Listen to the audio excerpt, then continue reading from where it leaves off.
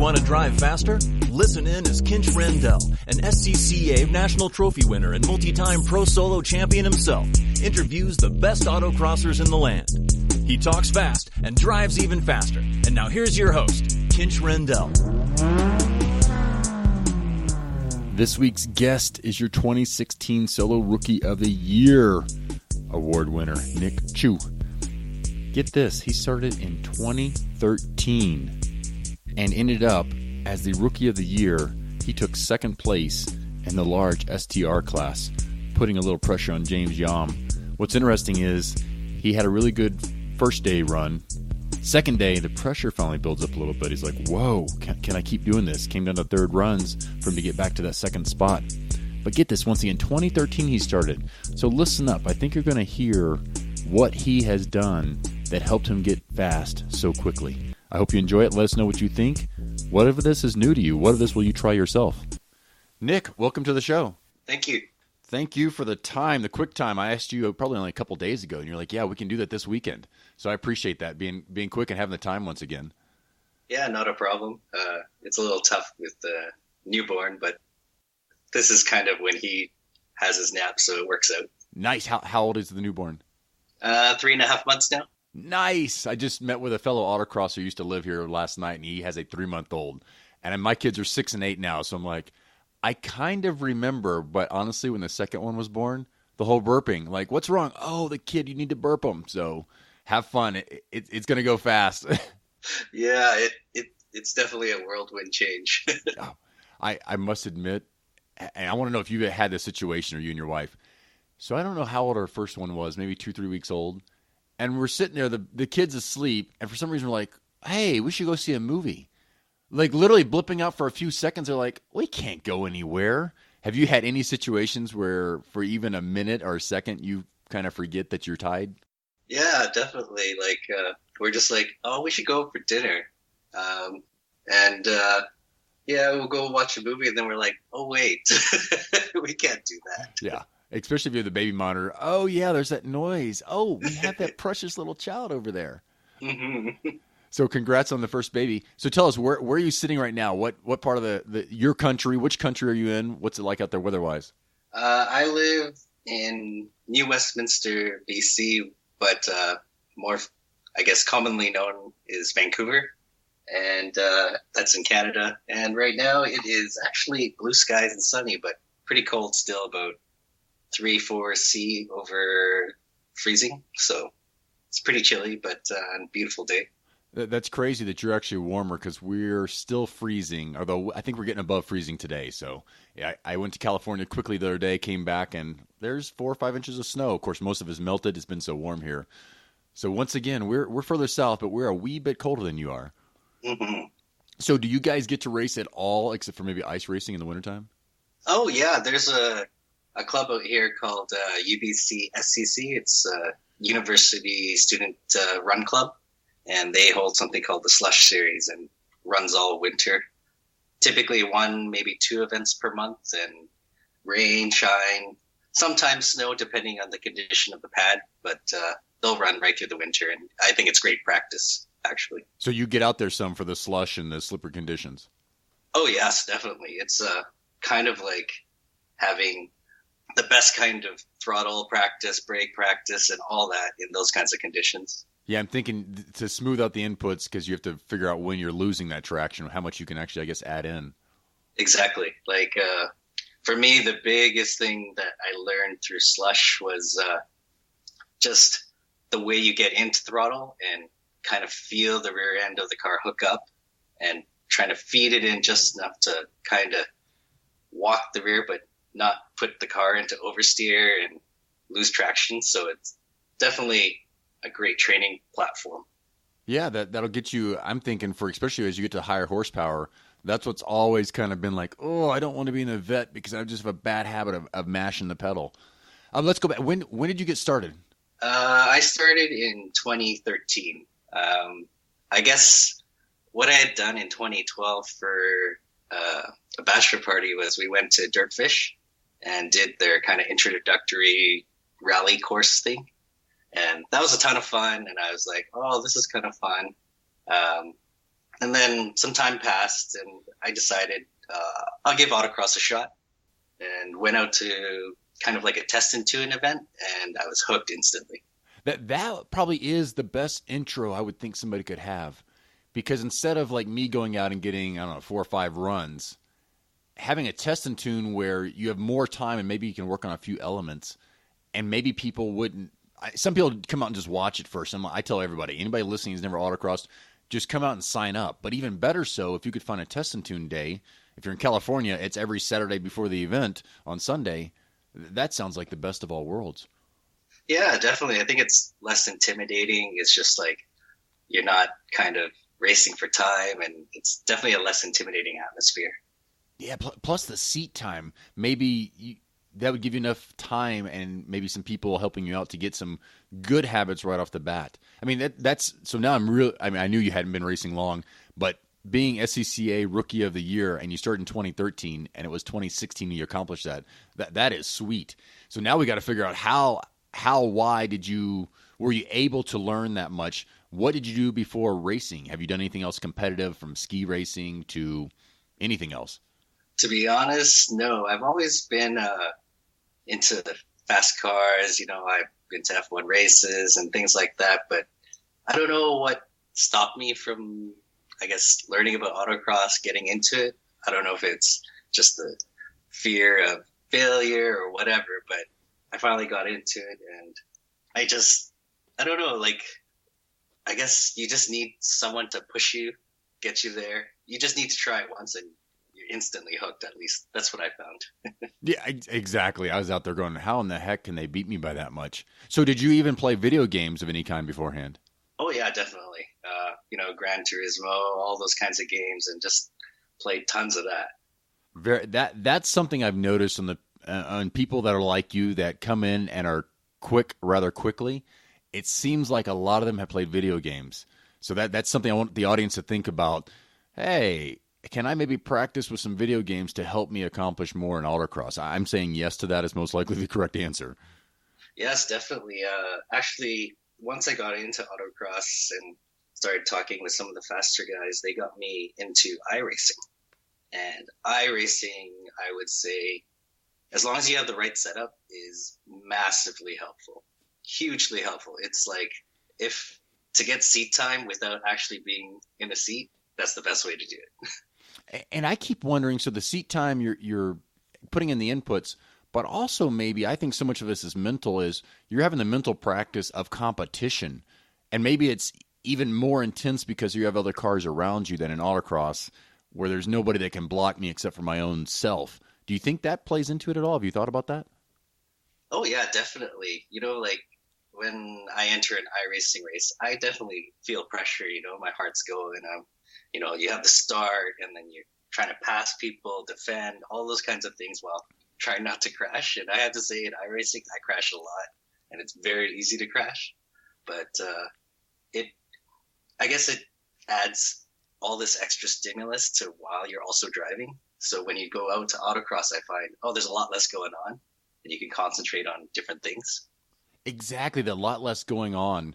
That's why I was wondering, like, is that a different level? Whereas if I was road racing, or in this case, it's much easier to do iRacing or Forza, to get that heart going and to come out to autocross, all of a sudden, no, we're missing half of the stimuli that would get me out of my zone, let's say. Mm-hmm, definitely.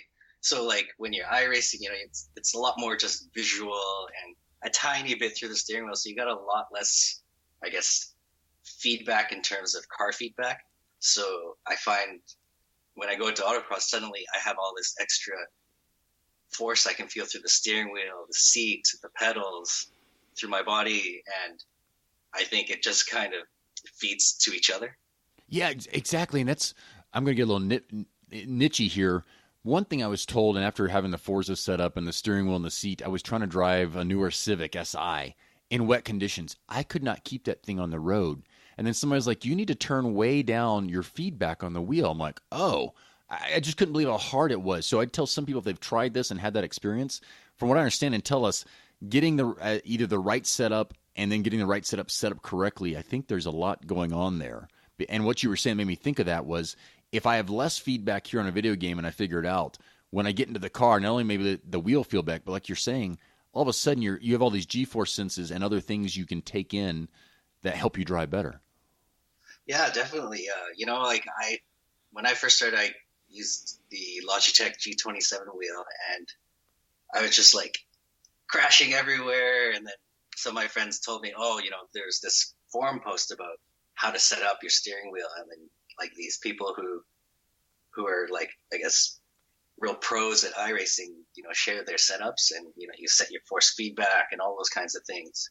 And then on top of that, the pedals, I could never get braking right. I'd always overbrake or underbrake.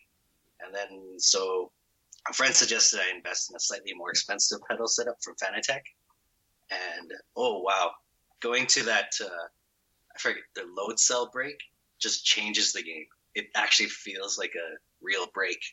And, the amount of pressure you put results in, the exact amount you want versus using kind of like these out of the box, cheaper pedal setups. It just absolutely changes it. Yeah, that's how I have the cheaper setup, the Thrustmaster, I think. And several people are like, oh, yeah, put some behind the pedals. And in the back of my mind, I'm like, the ultimate would be I have a Honda real system or real pedal with something that builds pressure behind it. Is your setup at all comparable to, it's the S2000, right, that you're driving? Yes. So what's the difference in your mind? I think the load cell is just more accurate.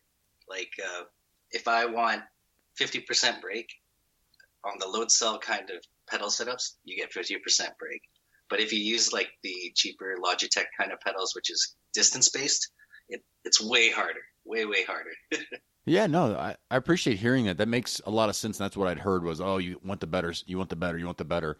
Because coming back to it, it was so hard, just like you, I'm crashing all the time. Like, how can I not drive a car around a track, even at 9/10, and not run off the track? I'm like, this makes no sense to me. Why is it so hard? Yeah, I would say the steering wheel, you don't necessarily need to spend a lot of money on. It's the pedals. It just changes everything. Yeah, no, I appreciate that. So all of us out there wanting to do this, I mean, I should really dedicate some time each day. After hearing Ross Bentley speak for hours and getting to interview him, it's so true. How much seat time can you get? So tell us, you've been only doing this since 2013. When you started, you had the one introduction. How much seat time did you get that first year? And in what different ways? So I guess I used to have a 1990 JDM Nissan Pulsar, which was kind of like a hot hatch, all-wheel drive turbo. Went out, I did it, and it was a lot of fun. Then I attended like I guess, introduction school from the local club I belonged to. And then my instructor suggested, oh, you definitely show some good driving ability. If you can get into something more like autocross built, you could do really well. So from there, he suggested I find a co-drive. And I have pretty much exclusively co-driven since that moment. That first year, I must have attended like 25 events, 30 events.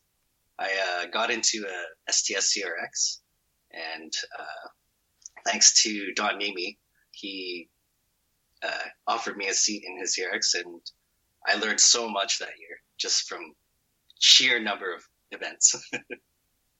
Sheer number of events, and how much do you credit having a co-driver? Were you looking at data? Were you looking at video? Were they riding with you? Were you riding with them? Were you riding with other people? I was definitely doing both. Riding with someone and having someone in the car. I just wanted as much input as possible. And after every run, I would debrief, get feedback. What can I do better? What was good? Riding along with someone as well. Just literally, I think the first half of the year, I just copied them. Like, I think copying initially helped me so much because I was just doing a lot of things wrong. And somehow you probably copied them because you realized they were faster, and the best form of flattery is copying. Some Exactly. saying like that, exactly. So they were faster. So I'm thinking you're definitely a visual learner. You were copying. Can you remember back? Was it their line? Was it their hands? Was it their inputs? Were you trying to take it all in and copy it? Yeah, I think it wasn't so much line. It was just the ability to just stay on throttle everywhere. For me, I was just like, my survival instinct would say, no, I can't be on throttle here. I got to lift off. It's just way too fast. But after time, I learned the car is way more capable than my mind tells me it can be. It's a front-wheel drive little CRX. I can't do that. So so how long were you in the front-wheel drive platform? About a year and a half. The first year I was in STS CRX, and halfway through the second year I was in a STS Civic SI, which was STC at the time. Yeah. So tell me, what did you notice the difference in those? If they were prepped the same, was one looser? Was one not looser? A favorite? I liked different characteristics of both cars. The CRX was definitely more, I guess, wanted to change direction a lot better, was, I guess, quicker on its feet, rotated better, and definitely felt a little more peppy because it's slightly lighter. But the Civic, I felt, it was a more stable platform, that slightly longer wheelbase. It gave you more time to correct, it was more confidence inspiring through things like slaloms and offsets. Yeah, that's where Jason Frank, who had driven them both, and Whitener, they ended up with Civics mostly. The big difference, he said, Civic's slightly easier to drive, and if you have decreasing radius turns, the Civic, because I guess like you're saying, the longer wheelbase, a little bit easier to catch it, that was kind of the easier place. Although like you're saying, it sounds like the CRX can be quicker in transition since it's lighter. Yeah, definitely. I would say a CRX in the right hands is definitely a quicker car, but I feel like that operating window to drive it perfectly is a lot smaller in a CRX than in a Civic. Yeah, I still have never driven a CRX, so it's silly that I've never even tried one. I kept thinking, I should look for one and buy one. I'm like, no, don't accept. You have enough Civics, don't even try that to go that route. So you were doing front-wheel drive. You were riding with people, getting people to ride with you, copying them for quite a bit. Were these cars set up loose? Do you left foot brake? What were your thoughts on this front-wheel drive? And for what I realized is you had to learn that adding throttle is actually the safety valve to pull the car back straight. Yeah, the first time I got into the CRX, it was actually another club's, I guess, introductory school, and I literally spun it probably a dozen times. But I quickly learned that just hammering the throttle would keep the rear end stuck. And so that kind of led me down the path of, it's all about weight transfer. You know, if I hit the throttle, it puts all the weight in the back and sticks the rear. That's interesting. I have not thought about weight transfer hardly at all throughout all these years I've been racing. But the more of these interviews on this podcast, I'm like, oh my goodness, that's a bigger deal. I just always learned, okay, when I add gas, it straightens back out. So that's my safety valve. If I can get it loose, I can just hammer on the gas and off we go again. I'm wondering how that transitioned to you. What was the cars after these two, the Civic and CRX?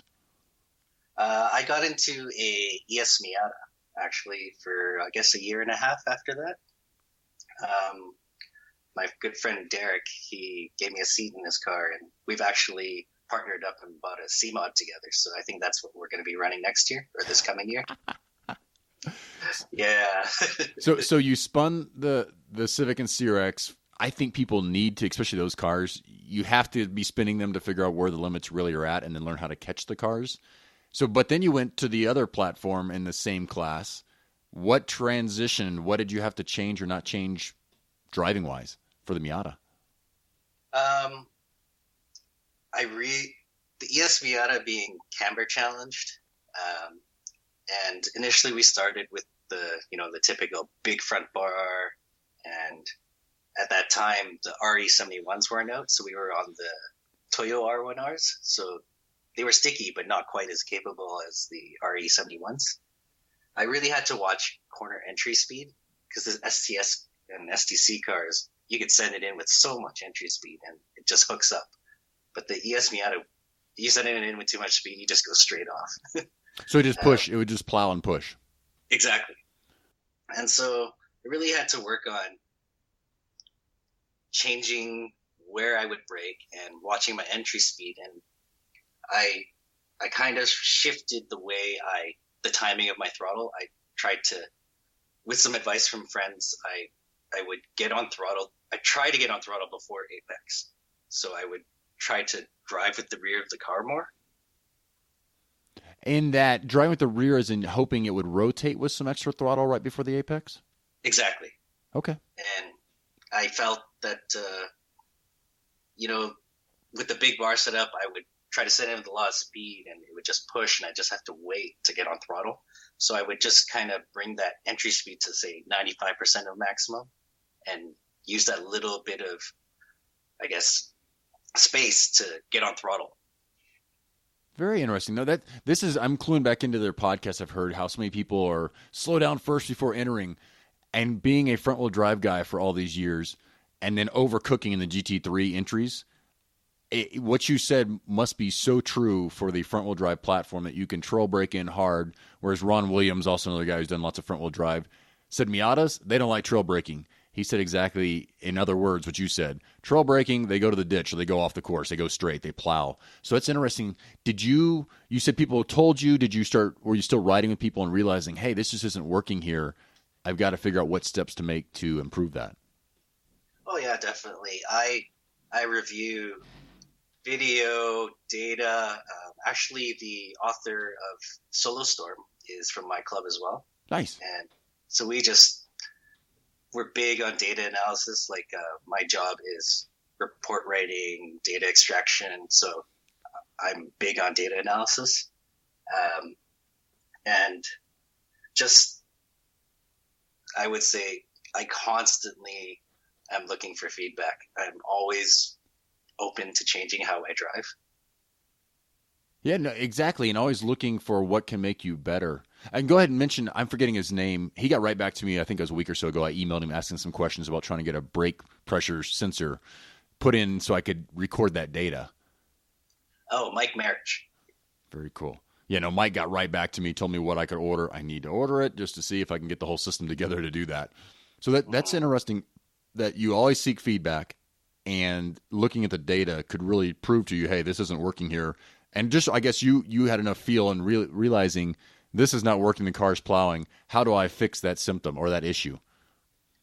Yeah, we spent, I guess, an entire year burned through 3 sets of alignment bolts. With the support of a shop called Aria Auto locally, we did probably 12 or 15 different alignments, tried multiple bar setups, and we finally ended up with an NB bar on an NA Miata with an extra hole drilled in to make it slightly stiffer, and ran it with quite a bit of rear toe out to make it rotate on power. Yeah, which is interesting. I believe I've heard other people with high-powered cars, they toe in the rear so they can put down power.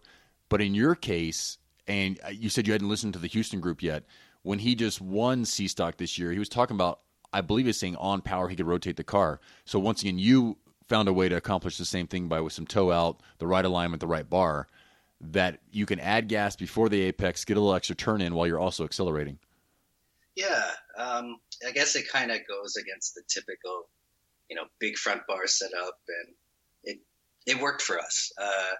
I guess the car was definitely a lot looser. It was just kind of drifting everywhere, but in a way that was great practice that led me into the S2000 because it was like the total opposite. Yeah. Okay, total opposite. How? It was just, you touch throttle, it's rotating for sure. And especially the way you get into throttle on S2000, you just get on it, it'll spin you right out. So which exact S2000 were you driving in STR?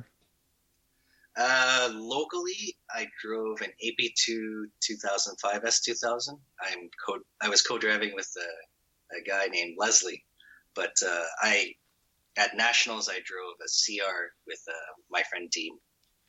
And did you notice much of a difference between the two cars? Were the setups kind of similar? They were completely different cars, I have to say. The CR was definitely more prepped, more grip, more power. But the S2000 that I drive on locally, we're a little more budget constrained, I would say. So we drove on I must have done 20 or 25 events with my co-driver on the same set of RE71R. So by the end, they just didn't work. And so in a way, that was great training. Because you're training for being at the limit of controlling the car and having enough finesse with all your inputs, the gas pedal, to keep it under control. Yeah. Like, you really had to watch entry speed just because it didn't have the same grip to turn in with. And you had to really watch how you got into power because you would just spin up the rears because there's just no grip. And what altitude are you racing at a lot over there? We're just at sea level, actually. So my experience has always been an AP1 S2000, and we're a mile high. And I'm thinking, these cars aren't in trouble on throttle. It's amazing how I drove it this last, week and a half ago. Or maybe it was last weekend. No, there was no entry. So I don't know of the fun of, let me add some throttle to rotate the car at this altitude. It's crazy when you're down 20% power. Yeah, I could imagine, because I would say the S2000 is not super light and doesn't have that much torque, but AP2 with a tune, I have to say, is fairly torquey and has enough to keep the rear end going around. Yeah. So on that car, do you have the same, let me add throttle before the apex to rotate it? Yeah, a little bit. I feel the S2000 is very sensitive to weight transfer, and a guy locally, Nigel, who's a very fast S2000 driver, who would wipe the floor with me, he helped me realize how sensitive the S2000 was on weight transfer.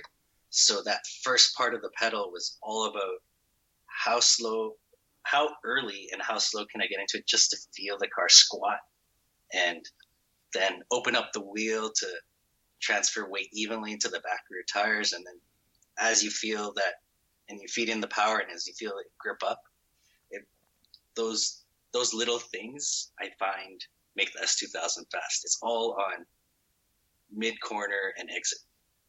And having the finesse to get there, it sounds like. Exactly. And driving a car with really bad old tires really helped me a lot. Yeah, and that's what David Whitener was talking about. It's better to have tires you're going to burn through to get the practice and also just getting the seat time. And if you can handle that or drive on last year's tires that are done, when you get back to the more grip, that I believe we're saying basically the window of we're at the edge, you're so much better at that edge game.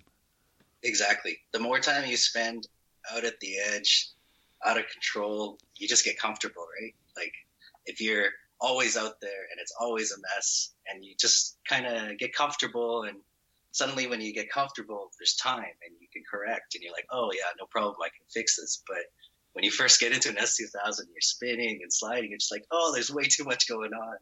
Yeah.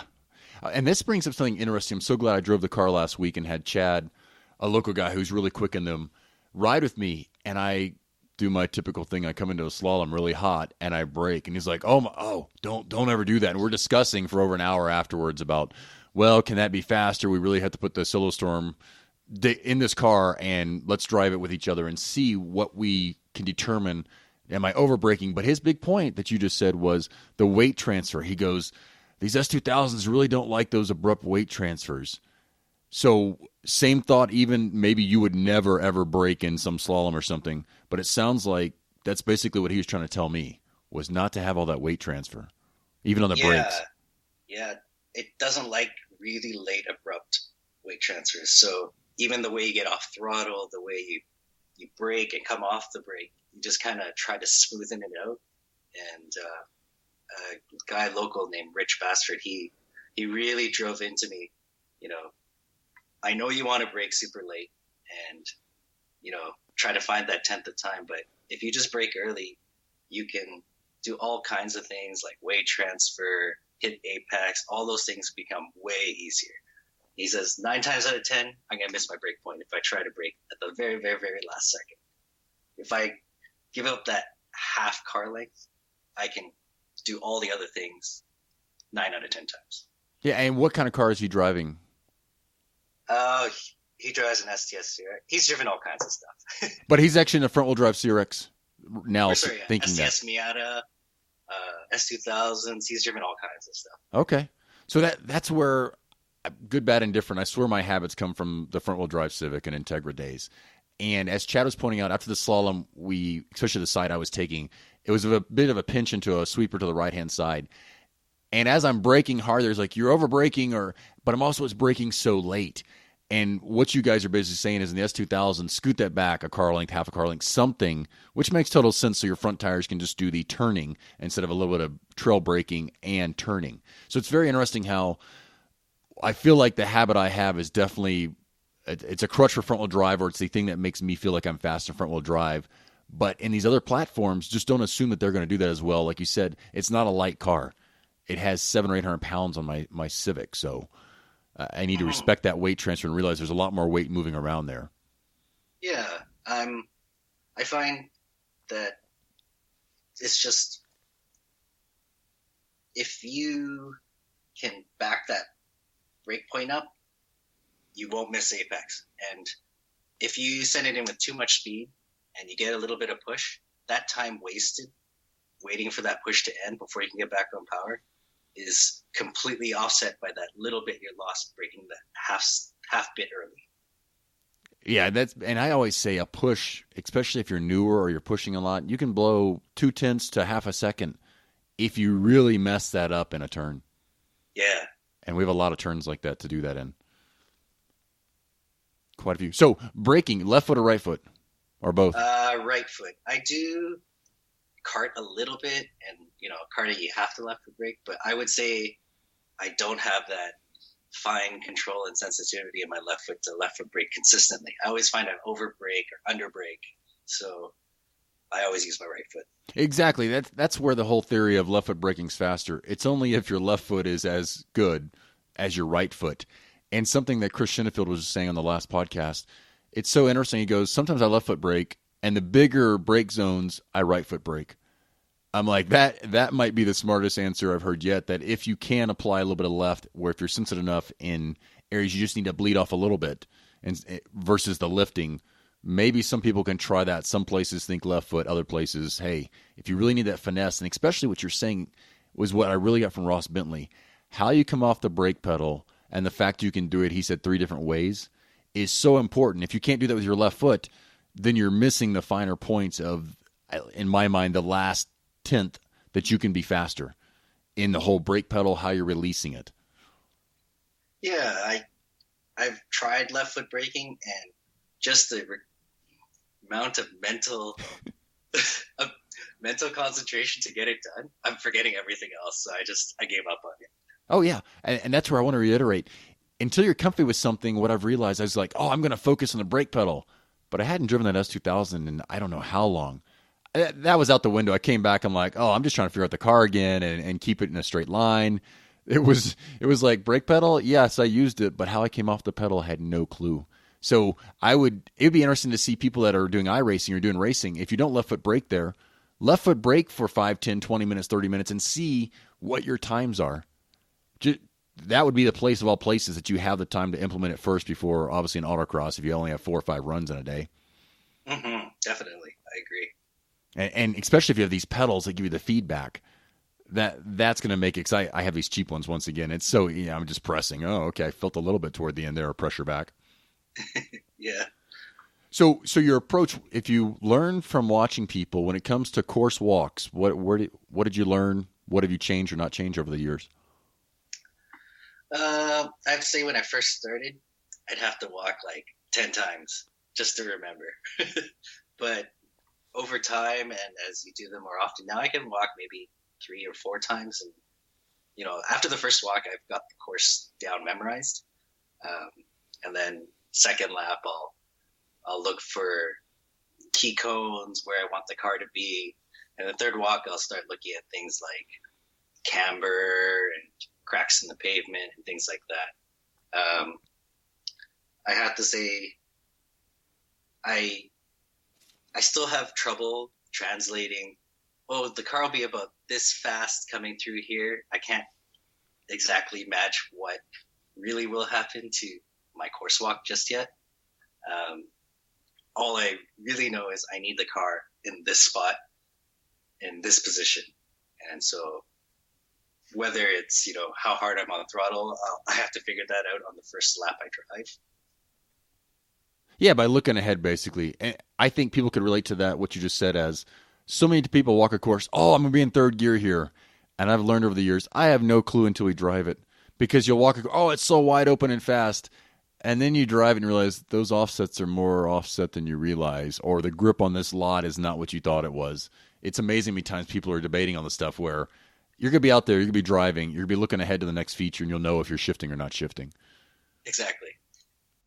Often I find courses are a lot tighter and slower than when I walk it. When I walk it, I'm like, oh, this is going to be so fast. But after you drive, you're just like, oh, it's way slower than I thought. Yes. Have you had much experience in pro solos?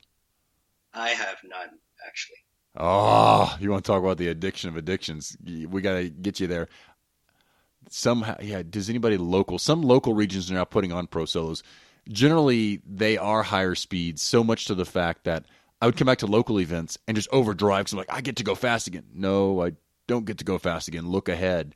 Usually they have some very, at least, I guess, higher sustained speeds overall with bigger slaloms and such. So very fun. Plus you have the competition of, hey, I'm comparing my times. If I make it to the challenge, now it's all on the line every run. So very fun. Yeah, it's definitely something I want to try. I guess my local SCCA region would be the Northwest region. And at Packwood, they have pro solos, but I haven't attended, but I should try to get out. Yeah, how far is that from you? Packwood's about a 4.5 hour drive. Oh, no, that's not even an excuse. The baby will sleep on the way, loud noises. They like that. That's why restaurants that are loud are pretty good for them. So yeah, that's that. And have you ever been to Packwood? Yes, I have been 3 times. Tell us your experience, of thoughts of that area. I love Packwood, and I love the courses there. They're bigger, they're more open compared to local courses. A little bit faster sustained speeds. My first year there, I embarrassed myself. I was just so bad. There's just so much to take in, and I guess I wasn't ready my first year at that level. I came pretty close to dead last in my STS at that time.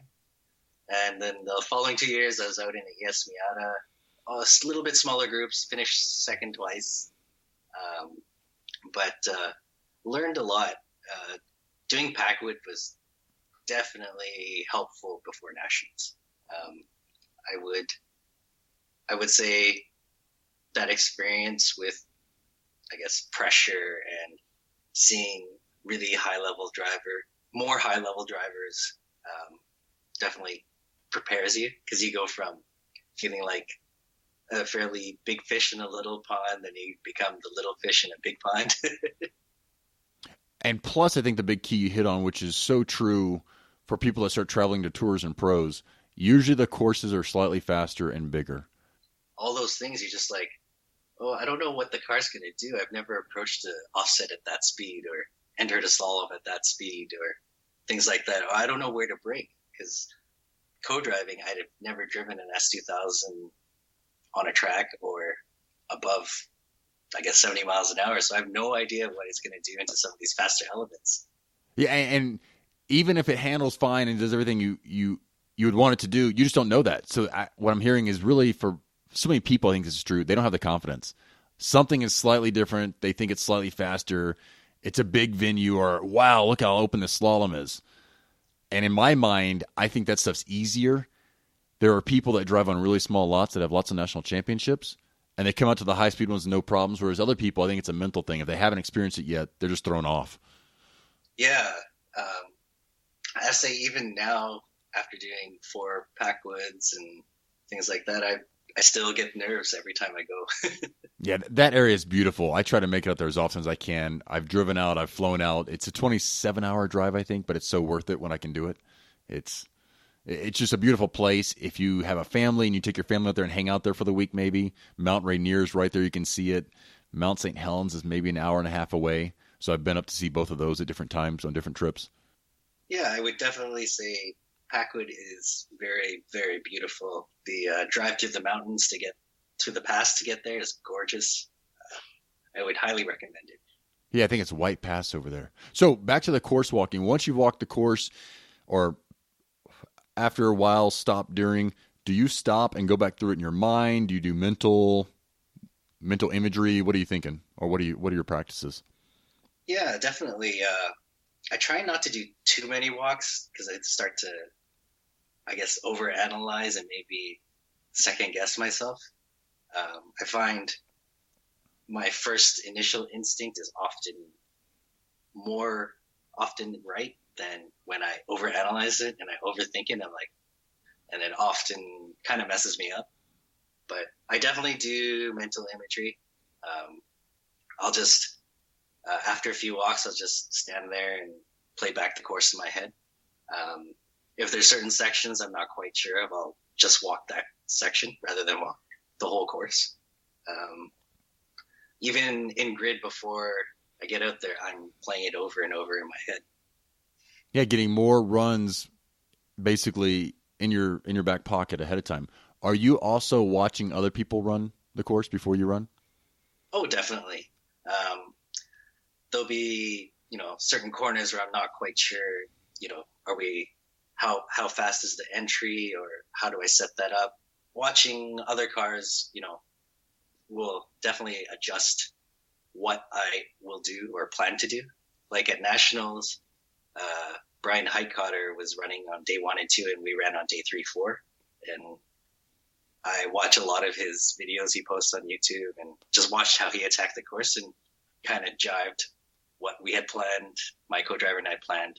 And it was pretty close to what he did. So it was kind of a nice validation.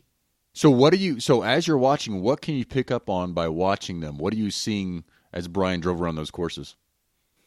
I would say some, like off the start, shift points, where he picks his break points, where he is, how early is he on throttle? I find Brian is on throttle everywhere.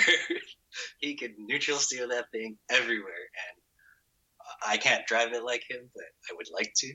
But the big thing that I've seen him a few times at Packwood. He drove a C-Mod last year, and I was working course at a specific corner that was kind of low speed, and watching all the guys go through there, Brian was that 1 or 2 car lengths on power sooner than everyone else, and that kind of just drives it through my head. Oh, you want to be on power as often as you can. Yes, to get up to the maximum speed makes total sense. You said neutral steer. Yeah, I find he is able to just drive the car with a little tiny bit of drift everywhere. And not these big drifts, but he doesn't have a lot of steering lock, and he just steers the car around the course with his right foot. And you're able to notice that. You're listening to the sounds for knowing when he's on throttle. You're probably seeing brake lights and or the car dip at certain places. You were seeing shift points. Are you noticing any line, if you can, when he's close enough to you or when you're working course? Yeah, definitely. Sometimes, like at Nationals, I was just like, oh, should we set up way out here to, get a wide entry, a little faster corner speed, or should we be tighter and things like that? So those are the kinds of things I'm watching for. Nice. So you took some of these classes. What other classes have you taken, or what have you taken? Did they tell you to look ahead? What were some highlights from different classes? I actually use classes to overdrive the car. So I would say locally at my local events, I'm always trying to chase that fast time. So I sometimes don't drive the car way over the limit just to see what it'll do. Maybe it will hold, maybe it won't hold. So I kind of go for the high percentage, 98% kind of thing, versus at like classes, I'll overdrive the car, and it kind of sometimes helps me realize, oh, the car will hold when I've never thought about trying it at an event. No, that's great. So you're testing to make sure your assumption of, okay, this is going to be too fast. Is that true or not? Exactly. Which is so good. That reminds me whenever, I think it was Bob Klingler, somebody was in my Integra, and I'm sitting there in the passenger seat after I drove. I'm like, He didn't slow down there. What the heck? And that's exactly what Chad was saying. He goes, I don't think you need a break in the slalom. I'm like, oh. It's just sometimes you have these assumptions, and that'd be so great to be able to challenge or at least question, hey, I broke there. Somebody rode with me and said, why? So next run, go out there and don't try it. So as you're saying, try to overdrive, which I think is so key. If you never get over the limit, you never got to the limit in my mind because we're not that perfect. Exactly. Like I would say my first 6 months in the S2000 last year was just overdriving. Well, part of it was just my inability to rein it in, but I guess getting comfortable out there really, really helped me rein it back and figure out, okay, this is how much I need to do this or that. So where are you overdriving? Are there certain things, or are you testing everywhere? Slaloms, sweepers? Yeah, everything. Like I'm just trying to get on throttle as much as possible, and I'll experiment with corner entry speed, or how hard can I get on throttle, or how soon can I get on throttle. Those are all kinds of things I'm testing all the time. Yeah, always challenging yourself. Is this really the limit, basically? Yes. Did you end up spinning a lot, hitting cones? Oh, yeah, for sure. I guess it's all part of learning. Well, what I'm wanting people to realize is if they think they're experimenting or they think they're overdriving, well, most likely you're going to be hitting cones and spinning or getting past the point of things that are going to be good times. So something tells me you weren't doing very well. Most runs probably had cones or mistakes. So it's not like for the season you were very consistent even or pointing out very well unless you had one flyer run that would stick each time. Yeah, definitely. Like, I would try my best to get a fast time, but I guess part of the learning process is, forget about the time, just attack and, hit a cone, big deal, spin, big deal. It's part of learning. It's okay. Yeah, exactly. And that's where I think I heard that Brian Peters used to hit cones and be dirty all the time. And that there's actually several people I can think of that was the MO I heard at the beginning days. Basically, they're doing exactly what you're saying. They were testing and trying, which reminded me, I used to be in a really good run at Pro Solos. And then for a while there, I wasn't. And I went back and looked at the results and started noticing how many cones I would hit. Because in the Pro Solo format with 6 runs on each side, it's basically at least I feel like I was doing what you've been doing to experiment. I was experimenting as much as I could to see if one would stick. Could I get one clean one in that was crazy, crazy fast?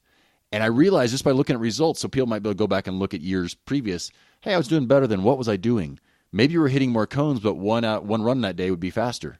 Which leads me to ask, how many runs do you usually get at a local event? Locally, anywhere from 8 to 12, I guess, depending how many people turn out and the design of the course. And how many people local in your local area course? Anywhere from 80 to, I guess the biggest events are around 140. Wow. Okay, everybody, don't be envious. Just means we want to have the same thing that he has. So that's where the seat time, if you were making 25 to 30 events that first year and even getting 8 runs, whereas I know sometimes, I guess we had 6 runs this last event. Some years here we'd have 3 and 4 runs and that'd be it at a local event. So I want people to realize the seat time, whether you can go to a class, you can rent a lot, that's huge. So in addition to challenging yourself, having something you're working on each time, he's getting a lot of seat time. And that's what I've realized. A lot of these fast people, it can be iRacing seat time as well as they're out there on the pavement. Yeah, I have to say, seat time is everything. I record all my runs and I rewatch them. And watching from when I first got on the car to, I guess now, the difference is huge. And that's just seat time. There's no way to change that. What differences are you noticing? The way I get on throttle, the way I steer the car, and the timing of my braking and the timing of my throttle. You're watching the video at a fine enough level to notice these things.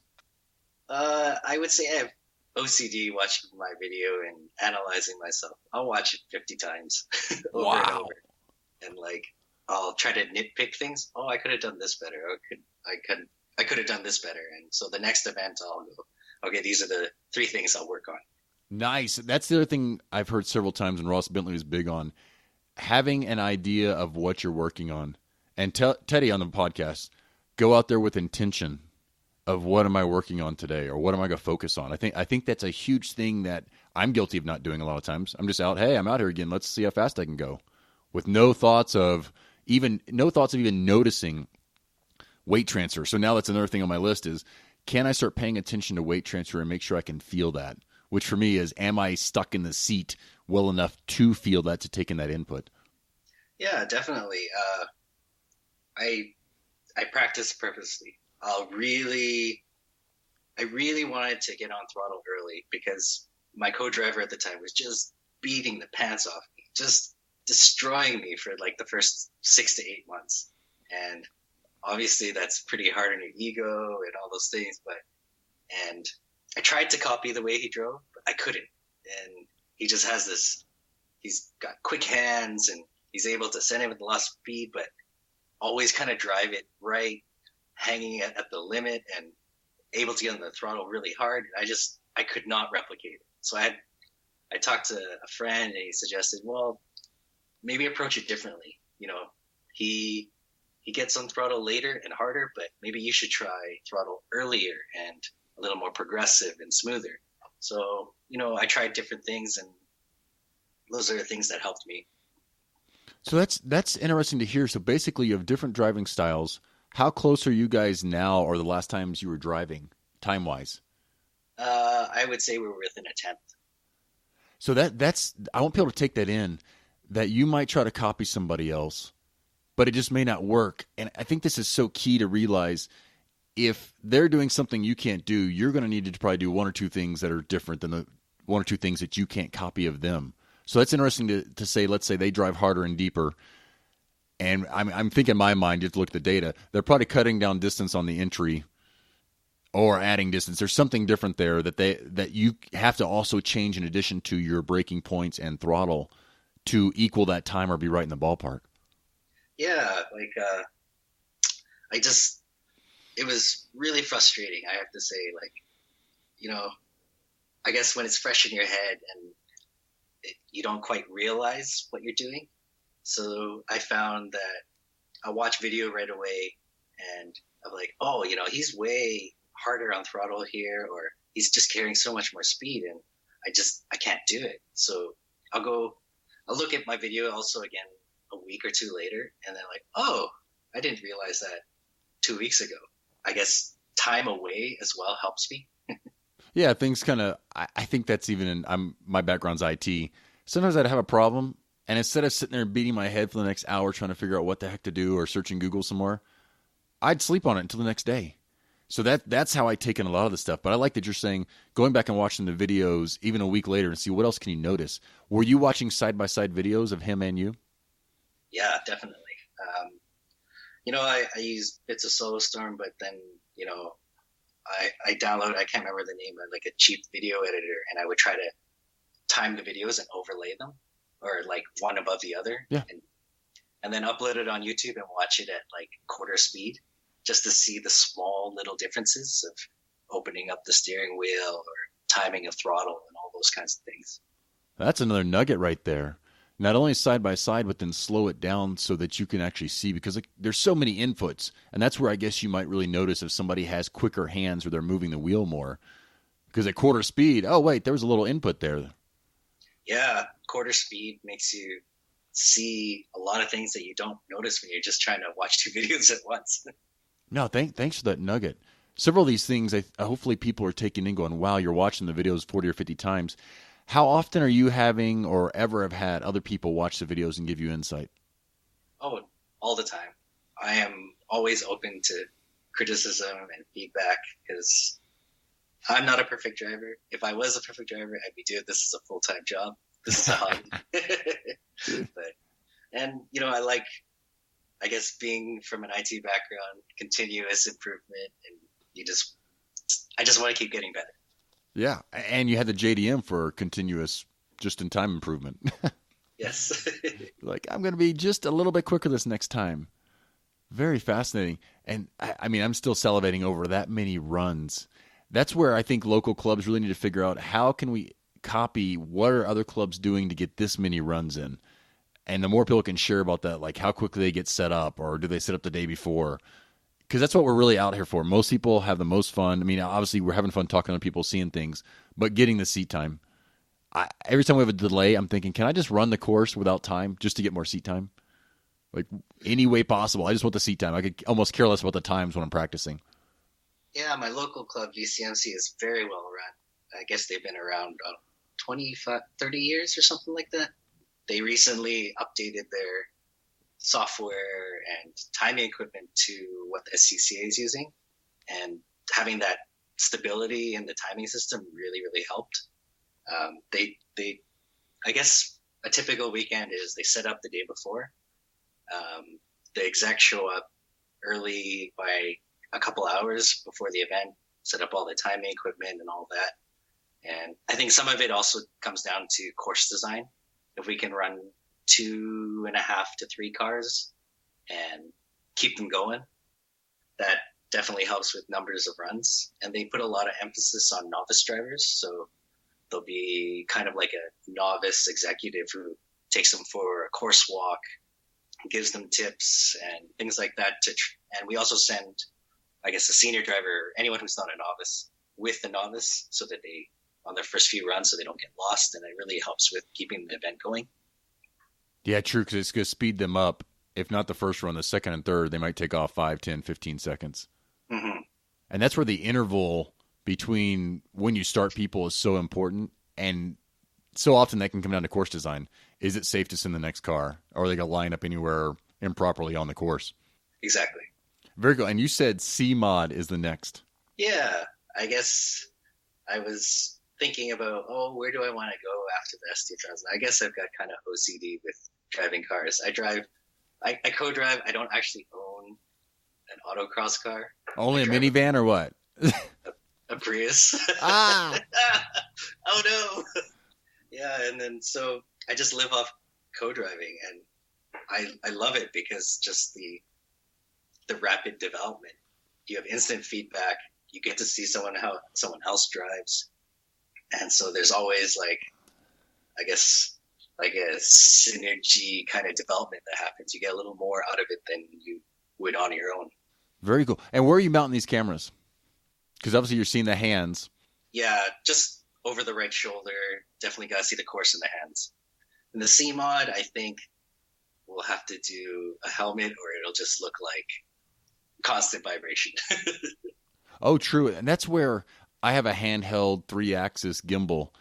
And the other one I want to buy that's a little more money, made by DJI that does the drones.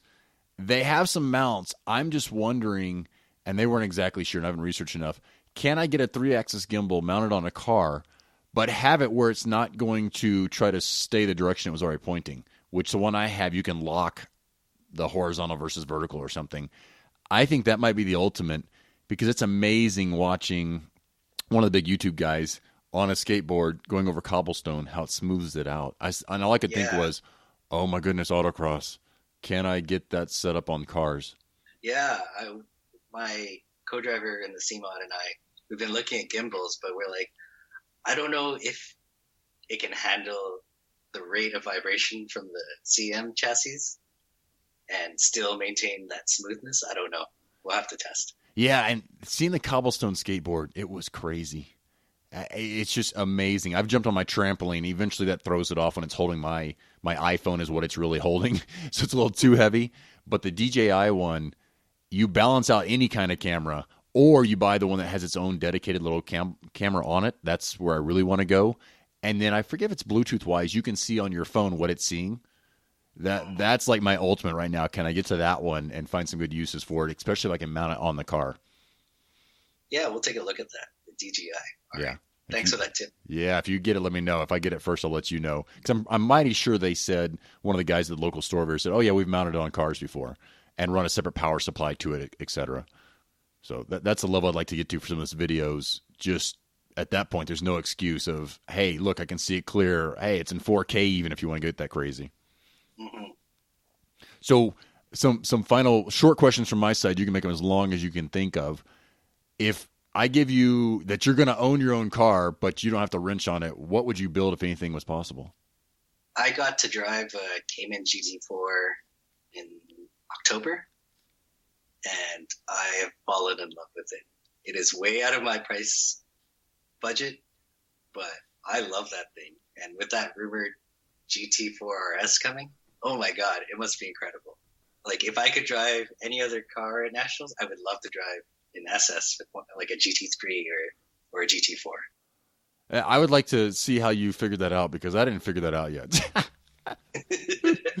But it's funny going back to overdriving the inputs. I mean, the entries. That really came down to that for me. And that's where in the S2000, I was so happy to be back in it and not to be totally sucky, even though I was on 2 or 3 year old tires. I was like, oh, okay, I'm not overdriving that. And Chad's like, yeah, you're getting the hang of this.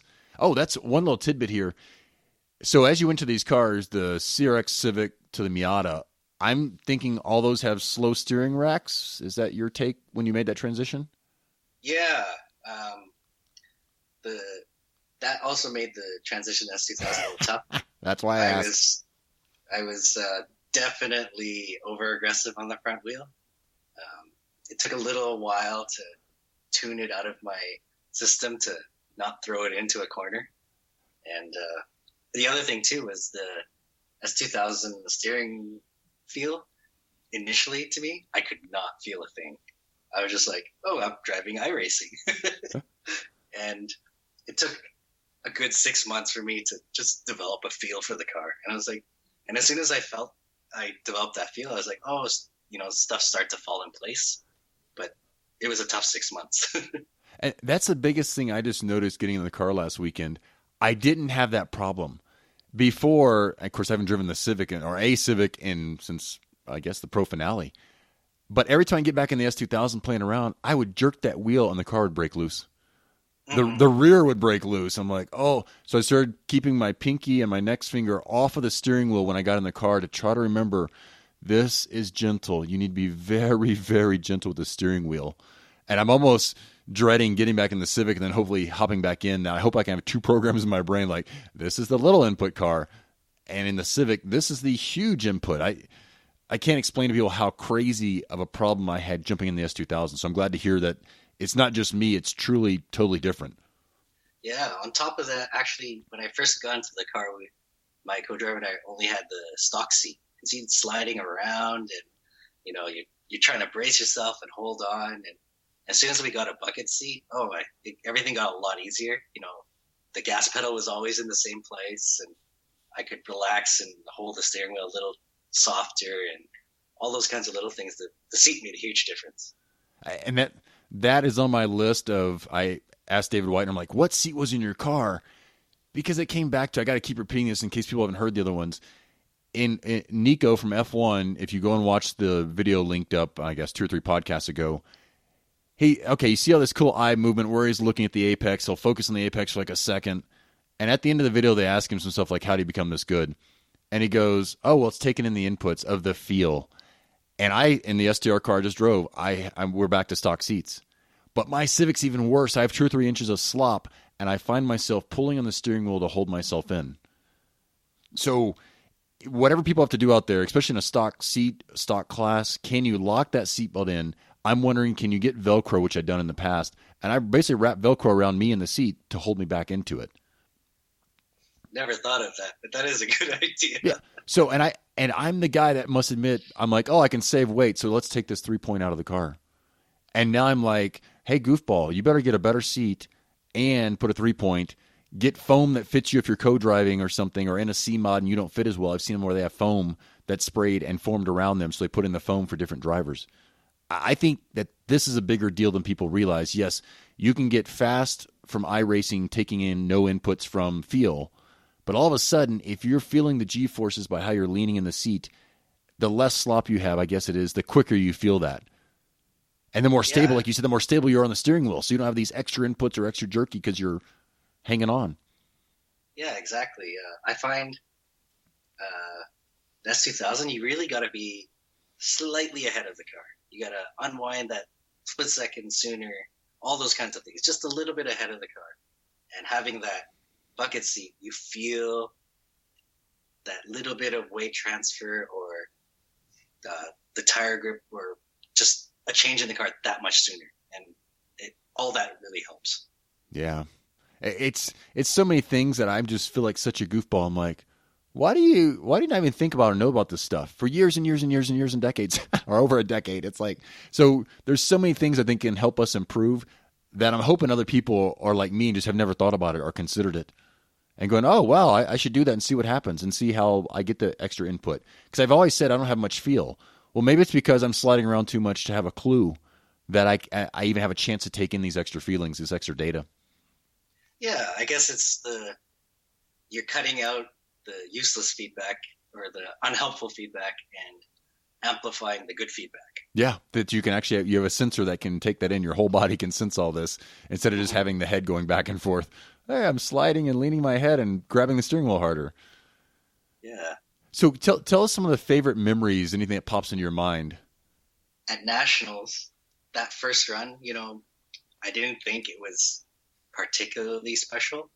I was just trying to get out there, get a good clean lap, kind of be aggressive, but, have that restrained aggression being first lap.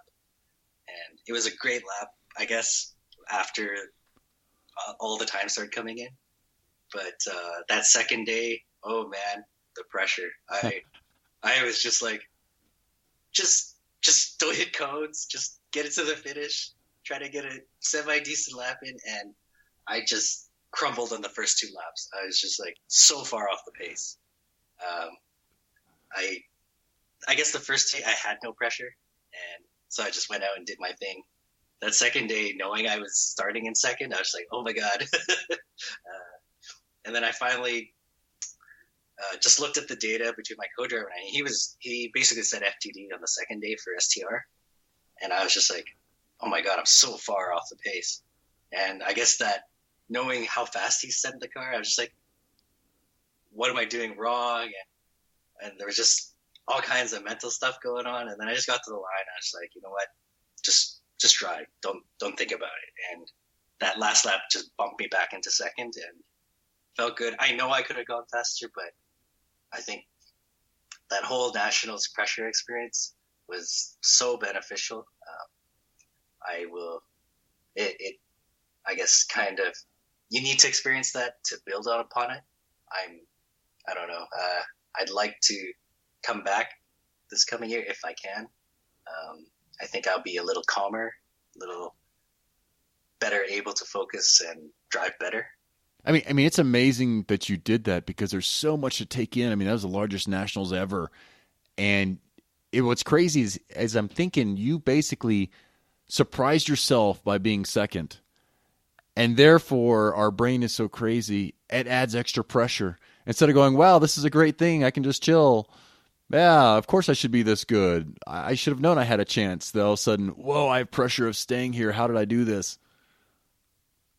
Yeah, like I guess I'm a fairly competitive person and I expect high things out of myself. So I don't know.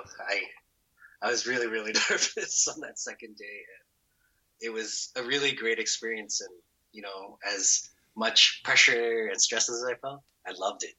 Like it's something to build on. And hopefully it just kind of gets easier the more I experience it. Yeah. And that's, I think something else you said was so key was you looked at the data and realized, okay, I'm way off the pace. Here are maybe some things I can do, or overall, I'm just not doing it. Whereas one of the Nationals not too long ago, I was driving by myself for the first time in forever. That was so weird. It was like, oh my goodness, I don't have anybody else. I'm not running around. So keeping the mental routine, the mental thoughts, everything the same, I think is the answer to us being as consistent or as good as we can be. It's how can we get enough experience at Nationals and everywhere else that I always drive the same. And I have to admit, I've been the guy who more often than not, after doing really well on the first day, somehow I don't still have that killer instinct if I'm in the lead. Or something definitely changes, and yet I haven't figured it out yet. So it's so good to hear from other people in case we've had experiences similar, like, oh, maybe that's what I did. I had somebody come up to me afterwards going, you just weren't driving out there. I'm like, really? I thought I was. But very quickly at 9/10, you're not going to win Nationals. You might come in second or third overall, but you're not going to win, at least in my case, is what I've realized. You have to put yourself in the same spot every time. Your third run, you did that. Hey, just go drive. I think that's the answer to all of us. Every run is another chance just to go drive. Yeah. I don't feel that pressure at local events, so I guess I need to subject myself more to that kind of pressure, and maybe I need to just put that pressure on myself locally and feel that. And I think co-driving has, in a way, kind of helped me, like having that internal competition. Oh, he just beat me by that little bit. I gotta find it, and I gotta try to beat him. And thinking of nationals the same way. So that, well, what I'm trying to break down here is, I like the thought, because I've never had this, of can I feel that same pressure locally, and what's going to happen is you'll get used to it. I don't know if you can always keep feeling the same pressure. Eventually, I think you're going to get used to it. But I like that thought of, how can I make it feel like I should have pressure here? Do you guys have an X class that you run?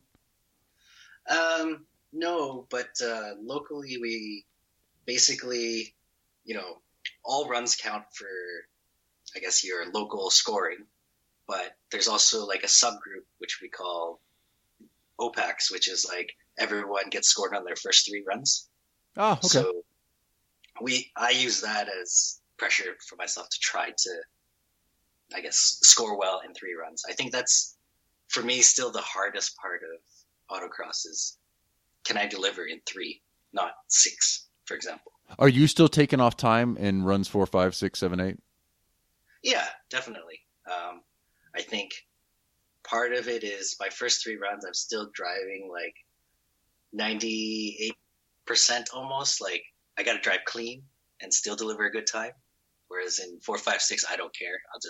I'll hit cones if I need to. It's more experimentation, I guess. You're even doing, yeah. Or maybe that's where I'm going to experiment now. I've got these extra runs. Yeah, definitely. And I think for me this coming year, I have to treat my morning walk as like I treated the walks at nationals. Like, this is my plan. This is what I'm going to do, and I'm going to execute it. Whereas locally, I'm a little more lax. I'm just, have coffee, go for a walk, and just drive for fun. But I think I need to step it up and really pressure myself. So what, in between runs, you were saying you look at data. Do you look at video? Do you focus on a few things? What's your routine between runs? I would say, as soon as you get it parked, first thing I look at is I'll play back the run on SoloStorm without video, just looking at line choice, distance, timing of throttle and brake. The big thing I've learned is just drive the shortest distance. You always think, oh, if I set up wide and get on throttle, I'll make up the time. But 9 times out of 10, it's always the shortest distance. Unless you've got a really long straightaway to make it up. I find locally, I can never make up the time with taking a wider line. And that's wider line definitely on entry and probably exit if possible, everywhere? Yeah, definitely. Yeah. Basically, yeah. In a way, I think driving the STS cars, you drive the short distance, tight lines.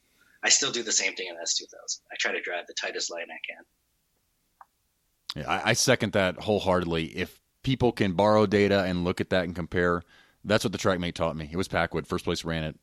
It was distance. So basically, and the other thing I should think people need to realize, you can look at the data line without the video, especially if it's something to compare it to, and know what's faster, or know what to look for, or know, hey, I was on the brake, off and on back, on again, or something silly. You know what to look for because you've studied this enough. And having comparison, I think, is even more helpful if you have 2 runs, you have a co-driver you can look at and see, oh, look, they're slightly faster there. And what I realized, I would just look at lines and the tighter line and go, I bet that one's faster. And almost every single time, it's faster unless they move time from one segment to the next. Mm-hmm. Definitely. And I think that's the beauty of co-driving is you get double the data. It's almost double the seat time, basically. Yeah, especially if you can ride or have them ride with you. Yeah, locally, are you having people ride with you those first 3 runs, 5, 6, 7, 8 runs?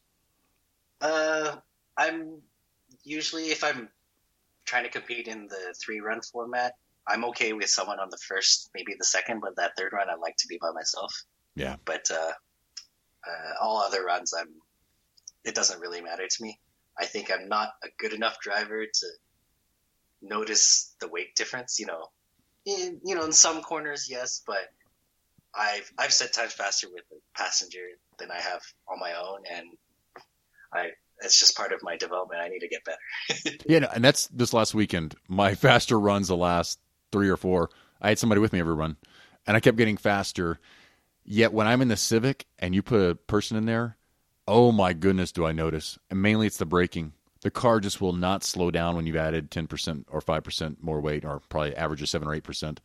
That's the biggest thing I notice. I'm like, and if anything, that might be good practice for me if I ever want to brake sooner, is put somebody in there and have the mental thought of, okay, now I've got to work on braking a little bit sooner throughout this whole course. Because I've had runs where I've blown it, thought my brakes were done, and realized, oh, I had a passenger in the car. That's why I went outside the course. Mm-hmm. So yeah, the other thing too I noticed was if I exited a corner faster, the next brake point, I always miss my brake point because I picked the same brake point rather than back it up because I'm arriving that much faster. it's so interesting to realize, and it took me a long time to realize. I kept trying to make my break points later and later, especially at pro solos. But as you just said, generally you're going faster and faster as you learn the course more and more. So if anything, moving that brake zone forward for that reason alone is the kind of the only reason I'm willing to move my brake zone sooner, especially if I'm in my normal Civic car, is because, hey, I'm probably getting there a few miles an hour faster. So if I'm right at the edge or close to it, I've now gone past the edge. And that's what's gotten me quite a few times, is going, I'm going so fast here. It's so good. It feels so good. I'm going to just hold it that 10th or 2/10 or half a second longer, and then oops, disaster. Mm-hmm. Yeah, and I realized I'm not as good on brakes as I think I am. So I've tried to back up my braking and try to make up the time by really hitting my apex and really getting on throttle early. And for me, that works. Yeah. And it's the safer bet, just like driving a tighter line. It's got to be huge. Oh, so you're skipping to C-Mod. If you get the chance, what I've heard is you're supposed to go Miata S2000 Corvette, so SSR SS. Just so you know, if you need to take a step back, that's the progress I would. Well, I'm not sure I would ever get the Miata in, but S2000 the Corvette seems like one of the most popular choices. Yeah, I was actually considering trying to find a co-drive in a Corvette this year, but my buddy and I, we happened to find a local C-Mod for sale. Well, it was a vintage FF, which we are converting to C-Mod. That it was too good a deal to pass up, so we went for it. Nice. There's one locally, and I'm like, that does look like fun. It's amazing how deceptively quick they are. And somebody was explaining how they're not very long, so it doesn't look like they're overtaking as much as a big car. And you're like, oh my goodness, that's a crazy fast time. And think it's a single seater. You've got enough experience now that you're going to watch more videos. You're not going to get the people sitting with you. So I almost think that's also good that you may miss some of that, but you know enough from data and video analysis and your skills at that you're still going to study these things to figure out what the differences are.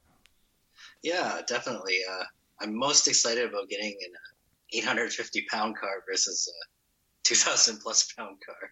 Yeah, I want to see if you can then go backwards very easily. Oh, and the only thing I know of from having Barry hop in one of my cars back in the day, I think it was the Integra in stock class, he would make the same inputs to set the car as I would, but he would make miniature ones. So I think, I don't know if you've driven the car yet, you're going to go from this Civic Thoughts or CRX to the S2000, like little inputs. I think once again, you're making that transition to even smaller micro inputs.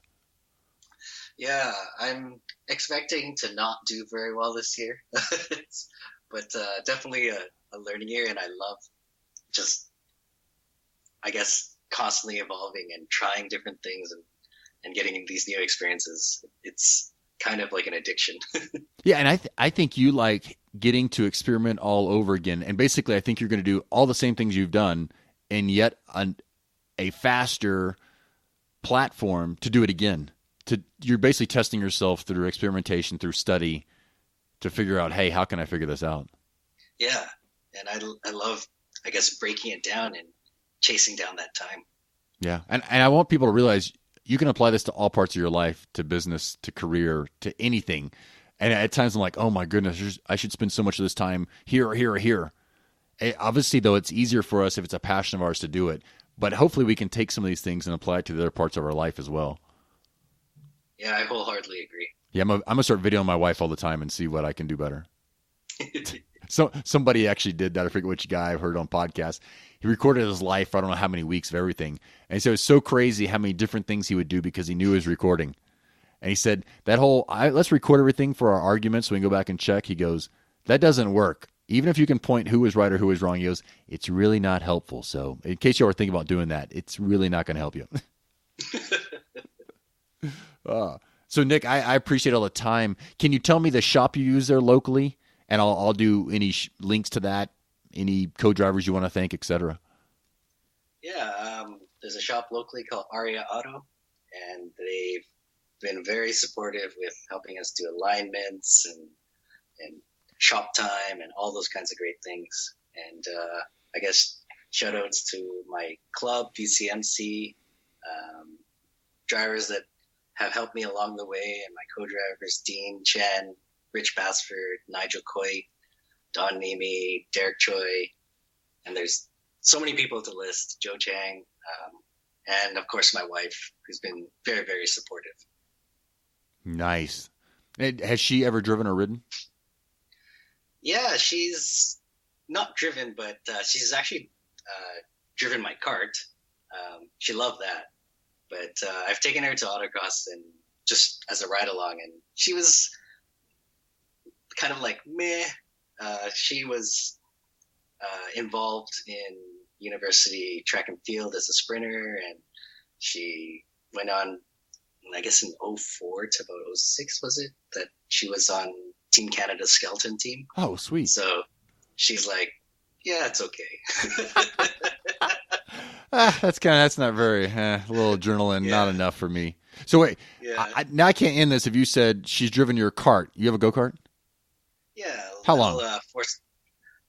Little four-stroke kart, only like 10 horsepower, but in the corners it's just as quick as those shifter karts, but not as fast in a straight line. So you go out to go-kart tracks? Yeah, there's a local one, West Coast Kart Club at Greg Moore Raceway. I would say I'm not very good, but I enjoy it. I like the ability to just do laps and laps and laps and laps, and I guess work on specific parts of your driving just from the pure seat time. And also the, I guess, competition of having all these karts around you and you're trying to set up passes and still corner and brake and accelerate while watching for other karts and defend your line and all those great things. And it's kind of like a nice complement to autocross. And how long have you been doing that? Just a few years.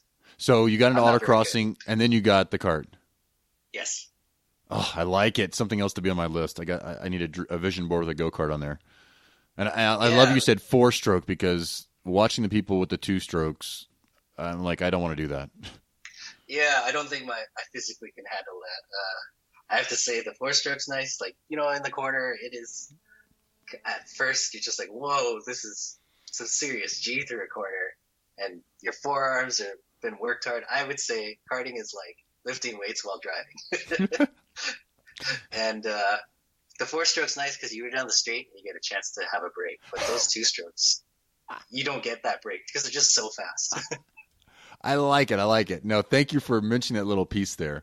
That's what I've always thought. Could I just get a 4-stroke as my kids are old enough to go to the track over here and get the seat time and just zip around? We took them to something called Boondocks down here south of Denver, and you don't need to use the brakes. And my younger one, he was like, I didn't use the brakes at all. He was like so proud that he didn't even need to do that. And I was like, this is fantastic. The perfect intro. Whereas my older one, a little bit more timid, the guy's like, have you done this before? He's like, no. I'm like, we have an FJC kart. You've driven it. It's faster than these. But just, it's so funny how if you end up with 2 kids, they can be so different. So I love the fact that you're getting the iRacing you shared with us. You're doing some go-karting. You obviously get seat time in the cars. And the big takeaway for me is you are sitting there and analyzing and studying people and getting the input and getting nitpicked to help yourself because you want to improve. Yeah. I guess, people ask, what's your driving style? I'm like, I don't really have one because I'm willing to change it if it makes me faster. My driving style is whatever it takes to get faster. Yeah. It's ever evolving. Exactly. Very cool. Nick, no, I thank you for all the time. Great insights. I loved it. Thank you so much. Yeah, have a great one. It was fun to catch up. Thanks for listening.